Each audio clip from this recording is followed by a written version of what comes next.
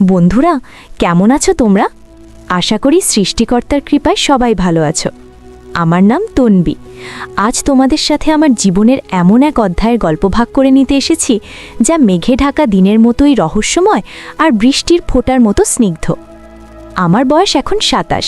প্রায় ৪ বছর আগে ঋষভের সাথে আমার বিয়ে হয়। ঋষভ একজন নামকরা নগর পরিকল্পনাবিদ। ওর কাজের প্রতি ভালোবাসা আর নিষ্ঠা আমাকে মুগ্ধ করে, কিন্তু ওর এই ব্যস্ততাই আমাদের মাঝে এক অদৃশ্য দেওয়াল তুলে দিয়েছে। কাজের প্রয়োজনে ওকে প্রায়ই এক শহর থেকে অন্য শহরে ছুটে বেড়াতে হয়। ফলে এই সুন্দর করে সাজানো ফ্ল্যাটটা আমার কাছে এক বিশাল শূন্যতা ছাড়া আর কিছুই মনে হয় না। একা একা বারান্দায় দাঁড়িয়ে যখন অস্তগামী সূর্যের দিকে তাকিয়ে থাকি, তখন মনে হয় আমার জীবনের আনন্দগুলো যেন ওর সাথেই অস্ত যাচ্ছে। তবে গত শ্রাবণ মাসে আমার এই একঘেয়ে জীবনে এক ঝলক খুশির খবর নিয়ে এলো একটা ফোন কল। আমার ছোট খালা ফোন করে জানালেন তার মেয়ে রূপার বিয়ে। আমাদের গ্রামের বাড়ি মাধবপুরে। খবরটা শোনার সাথে সাথে আমার মনটা যেন শৈশবে ফিরে গেল। মাধবপুরের সেই মাটির রাস্তা, শান বাঁধানো পুকুর ঘাট আর খেলার সাথীদের মুখগুলো একে একে চোখের সামনে ভেসে উঠল। আমি সাথে সাথেই রাজি হয়ে গেলাম। ভাবলাম এই সুযোগে কিছুদিন গ্রামের বাতাস আর একাকিত্ব থেকে মুক্তি পাওয়া যাবে। যাবার দিন যতই কাছে আসছিল, আমার উত্তেজনা ততই বাড়ছিল। ঋষভকে সব জানালাম। ও বরাবরের মতোই ফোনে বলল, তন্বী, তুমি তো জানো এই প্রকল্পটা আমার জন্য কতটা গুরুত্বপূর্ণ। এবারও তোমার সাথে যেতে পারলাম না, খুব খারাপ লাগছে। তুমি মন খারাপ করো না, খুব আনন্দ করে এসো। আমি শুধু একটা দীর্ঘশ্বাস ফেলে বললাম, তুমি নিজের খেয়াল রেখো। অবশেষে সেই দিনটা এলো। আমি একটা হালকা সবুজ রঙের শাড়ি পরলাম, যেটা ঋষভ আমার জন্মদিনে দিয়েছিল। ব্যাগ গুছিয়ে বেরিয়ে পড়লাম বাসস্ট্যান্ডের উদ্দেশ্যে। আকাশটা সকাল থেকে গোমরা মুখে ছিল, যেন অভিমান করে আছে। আমার আসলেই মেঘলা আবহাওয়াটা বেশ লাগছিল। মনে হচ্ছিল আকাশটাও যেন আমার মনেরই প্রতিচ্ছবি। বাসের জানালার পাশে বসে বাইরের দৃশ্য দেখতে দেখতে কখন যে সময় কেটে গেছে বুঝতেই পারিনি। মাধবপুরের বাসস্ট্যান্ডে যখন নামলাম, তখন টিপটিপ করে বৃষ্টি শুরু হয়েছে। আমি ছাউনির নিচে দাঁড়িয়ে আমার খালাতো ভাই সৌরভকে ফোন দিলাম। ওরই আমাকে নিতে আসার কথা। সৌরভ ফোন ধরে জানালো, দিদি, আর 5টা মিনিট অপেক্ষা করো, আমি প্রায় চলে এসেছি।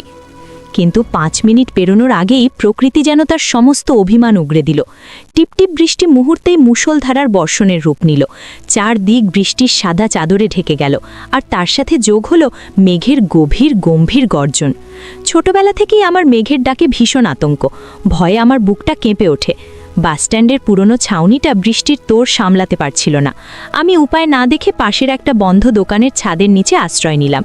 জায়গাটা একদম ফাঁকা, বৃষ্টির একটানা শব্দ ছাড়া আর কোনো আওয়াজ নেই। হঠাৎ বিকট শব্দে কাছাকাছি কোথাও বাজ পড়ল। আমি ভয়ে 2 হাতে মুখ ঢেকে বসে পড়লাম। মনে হলো যেন পৃথিবীটা দুলে উঠল। চোখ খুলে দেখি বৃষ্টির মধ্যে দিয়ে একজন দ্রুত পায়ে আমার দিকে এগিয়ে আসছে।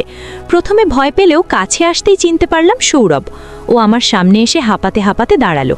বৃষ্টিতে ওর সারা শরীর ভিজে চুপচুপে। কত দিন পরে দেখছি ওকে। সেই ছোট্ট সৌরভটা এখন কত লম্বা আর পরিণত হয়েছে। ওর চোখে মুখে ছিল স্পষ্ট দুশ্চিন্তার ছাপ। ও প্রায় চেঁচিয়ে বলল, দিদি, তুমি এখানে একা একা? আমি তোমায় ফোন করছিলাম, কিন্তু নেটওয়ার্ক পাচ্ছিলাম না। পুরো ভিজে গেছো তো? আমি ওর দিকে তাকিয়ে ফ্যাকাশে হাসলাম। বললাম, কি করব, হঠাৎ করেই এমন বৃষ্টি নামলো।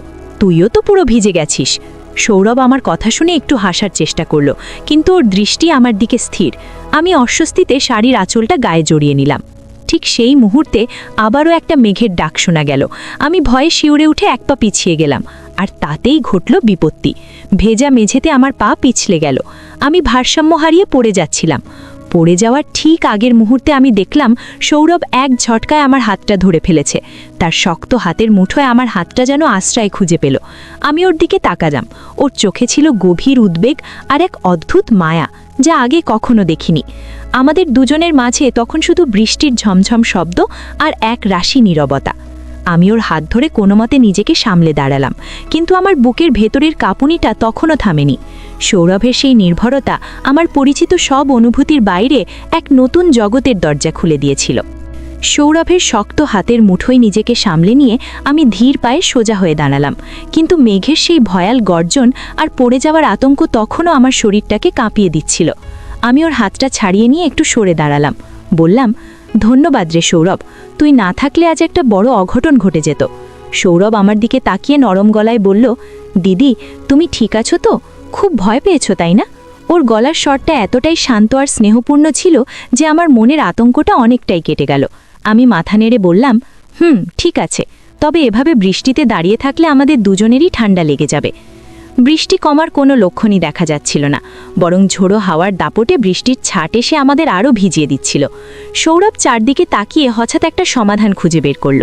ও আঙুল তুলে সামনের একটা পুরনো বাড়িকে দেখিয়ে বলল, দিদি, ওই যে বাড়িটা দেখছো, ওটা আমাদের গৌরদা মাস্টারমশায়ের বাড়ি। উনি সম্পর্কে আমাদের এক দূর সম্পর্কের আত্মীয়। উনি এখন আর এখানে থাকেন না, কলকাতায় ছেলের কাছে থাকেন, কিন্তু বাড়ির চাবি আমাদের কাছেই থাকে। চলো ওখানে গিয়ে কিছুক্ষণ আশ্রয় নিই, বৃষ্টিটা একটু কমলে তারপর বাড়ির দিকে রওনা দেব। এই মুহূর্তে এর চেয়ে ভালো কোনো প্রস্তাব আর হতে পারত না। আমি সাথে সাথেই রাজি হয়ে গেলাম। দুজনে মিলে বৃষ্টির মধ্যেই সাবধানে রাস্তা পার হয়ে সেই পুরনো আমলের একতলা বাড়িটার সামনে দাঁড়ালাম। সৌরভ পকেট থেকে চাবির গোছা বের করে তালাটা খুলল। দরজা খুলতেই একটা স্যাঁতসেঁতে পুরনো গন্ধ নাকে এসে লাগলো। দীর্ঘদিন বন্ধ থাকায় বাড়িটার ভেতরে কেমন একটা থমথমে পরিবেশ। আমরা ভেতরে ঢুকে দরজাটা বন্ধ করে দিলাম। বাইরের বৃষ্টির শব্দটা কিছুটা কমে আসতেই একটা অদ্ভুত নিস্তব্ধতা নেমে এলো।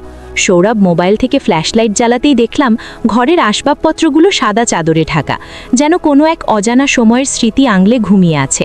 সৌরভ আমার দিকে তাকিয়ে বলল, দিদি, তুমি এখানে একটু বসো, আমি দেখছি শুকনো কিছু পাওয়া যায় কিনা।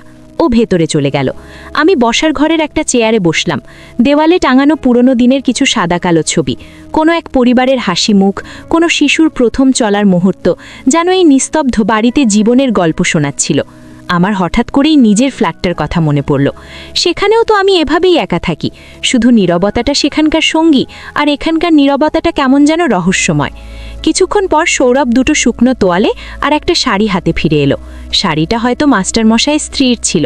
ও আমার হাতে দিয়ে বলল, দিদি, তুমি ভেতরের ঘরে গিয়ে কাপড়টা বদলে নাও, ভেজা কাপড়ে বেশিক্ষণ থেকো না। আমি ওর হাত থেকে শাড়িটা নিয়ে একটু ইতস্তত করছিলাম। সৌরভ আমার মনের অবস্থাটা বুঝতে পেরে বলল, সংকোচ করো না দিদি, এখানে আমরা ছাড়া আর কেউ নেই, আমি বাইরের ঘরে আছি। আমি আর কথা না বাড়িয়ে ভেতরের ঘরে চলে গেলাম। ঘরটা ছোট, একপাশে একটা পুরনো খাট আর একটা কাঠের আলমারি। আমি দরজাটা ভেজিয়ে দিয়ে ভেজা শাড়িটা খুলে মাস্টারমশাইয়ের স্ত্রীর দেওয়া নীল পাড়ের তাঁতের শাড়িটা পরলাম। শরীরটা শুকিয়ে যাওয়ায় বেশ আরাম লাগছিল।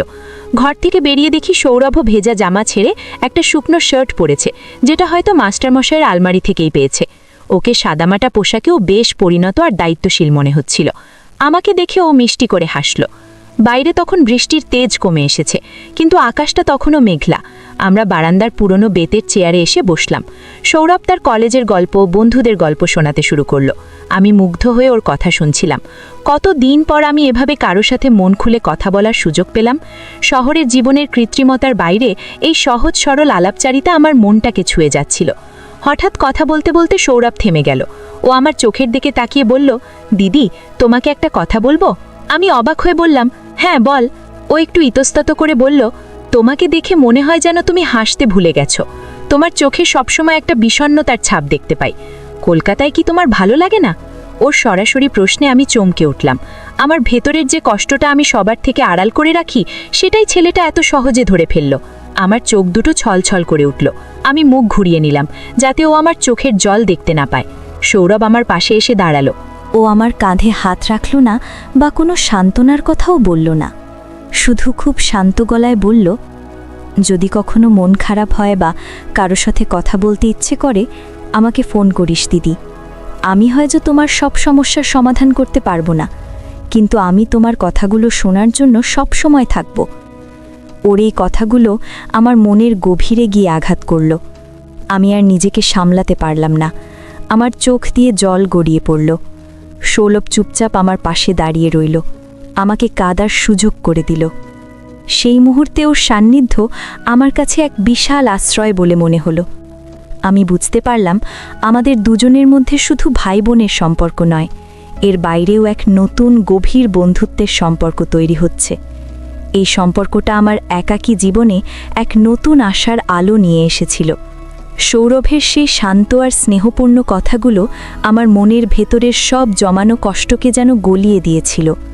আমি মুখ ঘুরিয়ে আঁচল দিয়ে চোখ মুছলাম, নিজেকে সামলে নিয়ে ওর দিকে তাকিয়ে একটা ম্লান হাসি দিয়ে বললাম, তেমন কিছু না রে, আসলে অনেক দিন পর তোদের কাছে এসে, গ্রামের এই পরিবেশে এসে মনটা একটু আবেগপ্রবণ হয়ে পড়েছে।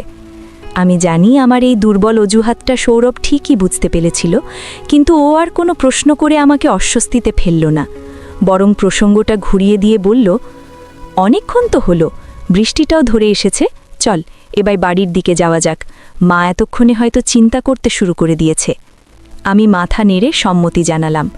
আমরা দুজনে মিলে গৌরদা মাস্টারের বাড়িটা আবার আগের মতো গুছিয়ে তালা দিয়ে বেরিয়ে পড়লাম।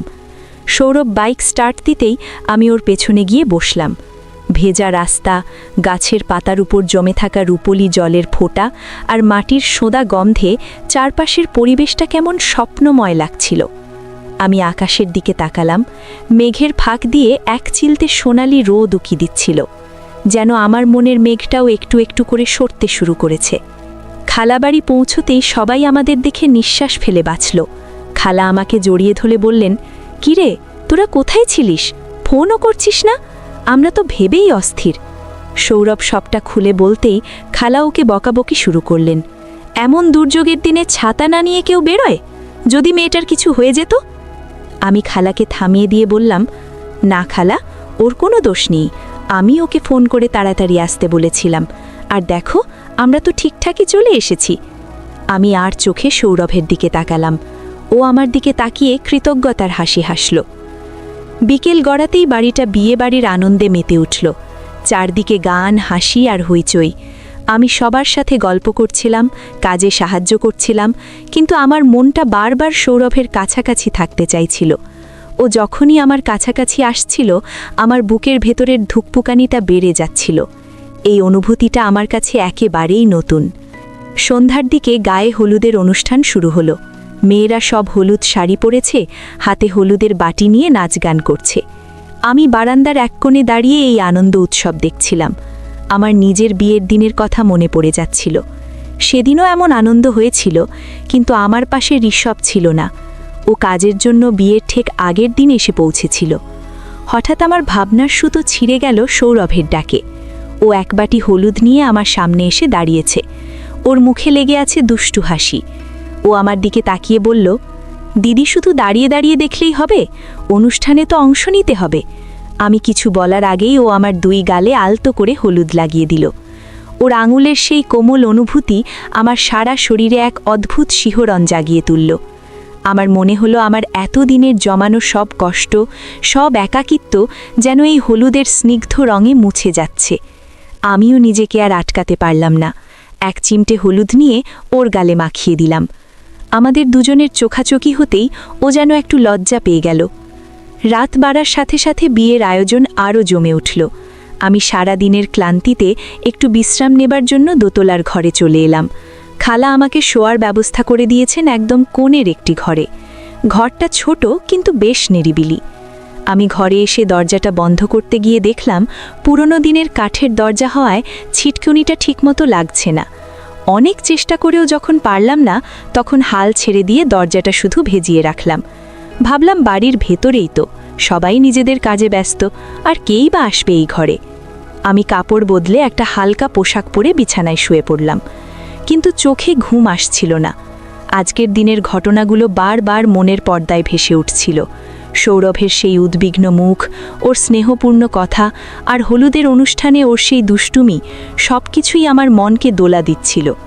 আমি বুঝতে পারছিলাম আমি ওর প্রতি মানসিকভাবে দুর্বল হয়ে পড়ছি। কিন্তু এই সম্পর্কের কি কোনো ভবিষ্যৎ আছে? আমি একজন বিবাহিত নারী, আর ও আমার ছোট ভাইয়ের মতো। এইসব ভাবতে ভাবতেই হঠাৎ আমার মনে হলো ঘরের দরজাটা যেন খুব ধীরে নিঃশব্দে কেউ খুলল। আমার বুকের ভেতরটা ধড়াস করে উঠল।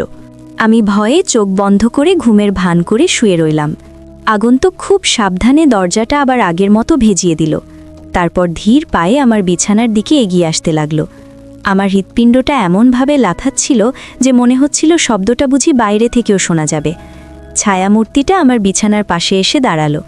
তারপর যা ঘটল তা আমার কল্পনার বাইরে ছিল। ও কোনো শব্দ না করে আমার বিছানার পাশে মেঝেতে পাতা একটা ছোট মাদুরে বসে পড়ল। আমি চোখটা খুব সামান্য খাঁক করে দেখার চেষ্টা করলাম। আবছা অন্ধকারেও আমি অবয়বটা চিনতে পারলাম। সৌরভ। আমি অবাক হয়ে গেলাম। ওইখানে কেন? ও কি চায়? আমি নড়াচড়া করার সাহস পেলাম না। ও শুধু চুপচাপ বসে রইল, যেন আমার ঘরের নীরবতার একজন অংশীদার হতে এসেছে। ওর উপস্থিতি আমাকে ভয় পাওয়ানোর বদলে এক অদ্ভুত শান্তিতে ভরিয়ে দিল। মনে হচ্ছিল এই পৃথিবীতে অন্তত একজন মানুষ আছে যে আমার না বলা কথাগুলো বুঝতে পারে, যে আমার একাকিত্বের সঙ্গী হতে চায়। অনেকক্ষণ পর সৌরভ খুব নিচু গলায় বলল, দিদি তুমি ঘুমিয়ে পড়েছ? ওর গলার স্বরে এমন এক মায়া ছিল যে আমি আর ঘুমের ভান করে থাকতে পারলাম না। আমি উঠে বসলাম, বললাম, না, ঘুম আসছে না, তুই এখানে কেন? সৌরভ আমার দিকে না তাকিয়েই বলল, নিচে খুব হইচই হচ্ছিল, তাই একটু নিরিবিলি খুঁজছিলাম। তুমি ঘুমাও দিদি, আমি শুধু কিছুক্ষণ এখানে বসে থেকে চলে যাব। ওর কথা শুনে আমার বুকের ভেতরটা কেমন করে উঠল। আমি বুঝতে পারছিলাম ও শুধু নিরিবিলি খুঁজছিল না, ও খুঁজছিল এক নীরব আশ্রয়, ঠিক যেমনটা আমিও খুঁজছিলাম। আমি ওর দিকে তাকিয়ে বললাম, মেঝেতে কেন? খাটে এসে বস। সৌরভ প্রথমে একটু ইতস্তত করল, তারপর ধীর পায়ে উঠে এসে আমার থেকে কিছুটা দূরত্ব বজায় রেখে খাটের এক কোণে বসল। ঘরটা আবছা অন্ধকারে ঢাকা, শুধু জানালার ফাঁক দিয়ে চাঁদের এক ফালি আলো এসে পড়েছে। সেই আলোয় ওর মুখের চিন্তিত মায়াবী চেহারাটা আমি স্পষ্ট দেখতে পাচ্ছিলাম। আমরা দুজনেই অনেকক্ষণ চুপ করে রইলাম, কোনো কথা খুঁজে পাচ্ছিলাম না। এই নীরবতার মধ্যেই যেন আমাদের মনের সব না বলা কথাগুলো আদান প্রদান হয়ে যাচ্ছিল। অবশেষে আমি